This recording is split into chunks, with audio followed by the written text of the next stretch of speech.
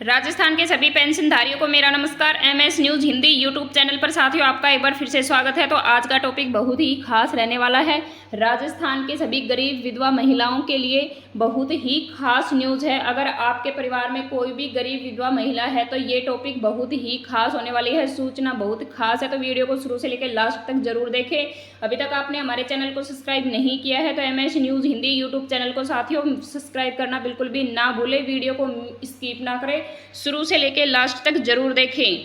18 जुलाई राजस्थान पेंशनधारियों को की होने वाली है मौज। गरीब विधवा महिलाओं के खाते में आने वाले हैं 3,000 रुपये, वो भी डीबीटी के माध्यम से सीधे खाते में ट्रांसफर होने वाले हैं। तो साथियों वीडियो को पूरा देखें, बिल्कुल भी स्किप ना करें। 18 जुलाई से राजस्थान के पेंशनधारियों की खास खबर, गरीब विधवा महिलाओं के लिए खुशखबरी की सूचना है। इसके अनुसार गरीब विधवा महिलाओं के खातों में 3,000 रुपये डीबीटी के माध्यम से भेजे जा रहे हैं। तो इनमें कुछ मुख्य बातें कर लेते हैं। इसमें जो तारीख दी गई है वो 18 जुलाई है। लाभार्थी गरीब विधवा महिलाओं के लिए ही है। राशि 3,000 रुपये मिलने वाले हैं, सिर्फ और सिर्फ डीबीटी के माध्यम से सीधे खाते में आने वाले हैं। तो मैं आपको इसके लिए पात्रता और जरूरी दस्तावेज आवेदन प्रक्रिया की जानकारी भी बताने वाली हूं, तो वीडियो में बने रहें। राजस्थान की गरीब विधवा महिलाओं को 3,000 की राशि डीबीटी के माध्यम से 18 जुलाई को खातों में भेजी जाएगी। मतलब अगर आपका नाम लाभार्थी सूची में है, सत्यापन पूरा है, बैंक खाता सही है, तरीके से आधार जुड़ा है और 18 जुलाई 2025 के आसपास यह 3,000 आपके खाते में आने की संभावना है।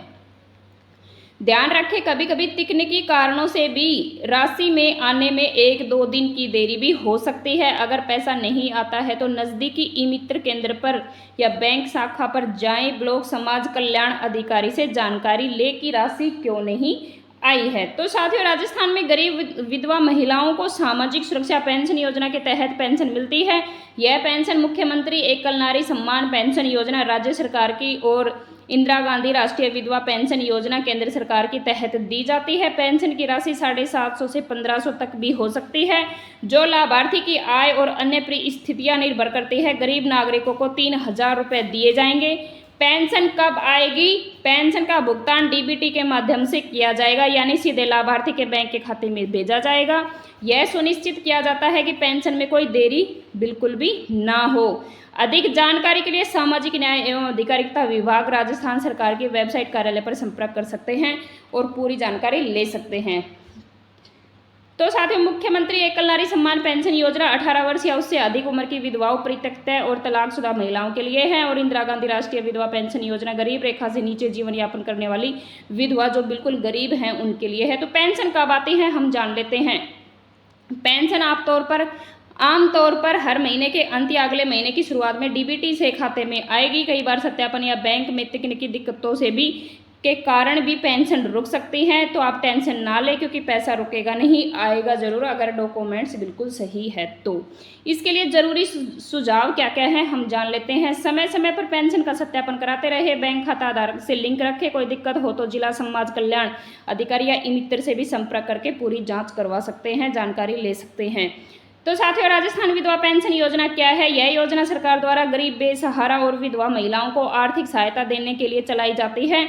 इसके तहत महिलाओं को हर महीने तय राशि दी जाती है ताकि वे अपनी दैनिक जरूरतें पूरी कर सके, आत्मनिर्भर बन सके। तो इसके लिए पात्रता क्या क्या है हम जान लेते हैं।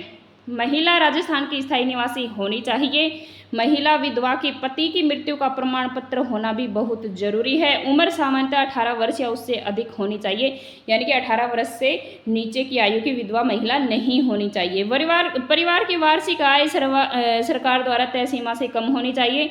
आमतौर पर 48,000 से 60,000 तक की सालाना आय इनकम होनी चाहिए।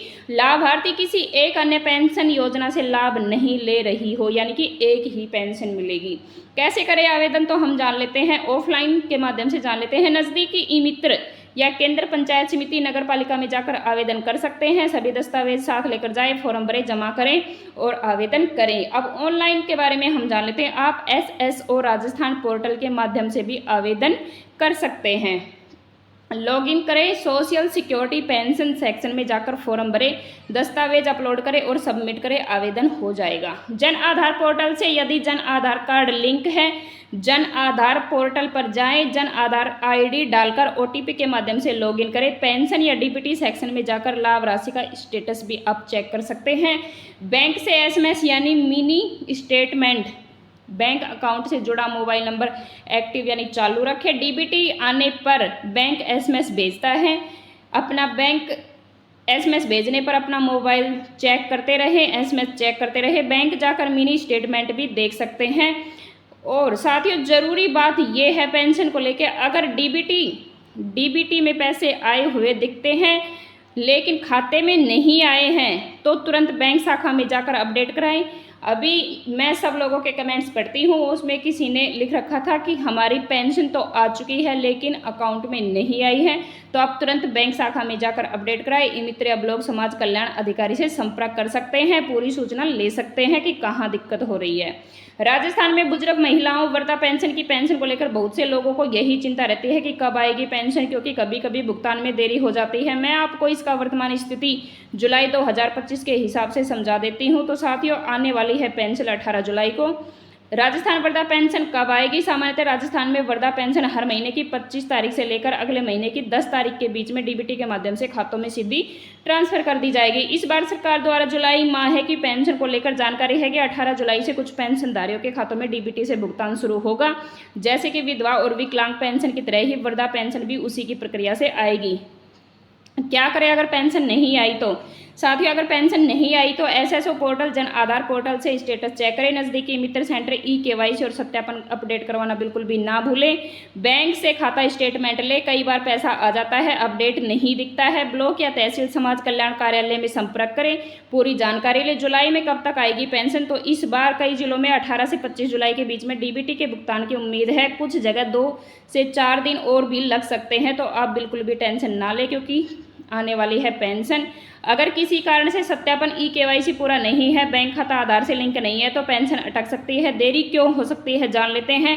ई-केवाईसी या जन आधार सत्यापन नहीं हुआ, बैंक खाता निष्क्रिय हो गया है, कोई दस्तावेज अपूर्ण या योजना में नाम नहीं जुड़ा है, तो ही हमारी पेंशन रुक सकती है। सरकार की तरफ से बजट में भी रिलीज होने में देरी हो सकती है, यानी कि डॉक्यूमेंट्स ही नहीं, सरकार की तरफ से भी पेंशन रिलीज होने में भी टाइम लग सकता है। तो साथियों, आज का टॉपिक बहुत खास था, खास करके विधवा महिलाओं के लिए और गरीब परिवार की महिलाओं के लिए। और किस किस को पेंशन मिल चुकी है और कितनी मिली है कमेंट्स करके ज़रूर बताएं। तो साथियों, अगर वीडियो अच्छी लगी हो तो लाइक करें, शेयर करें। जय हिंद, जय भारत।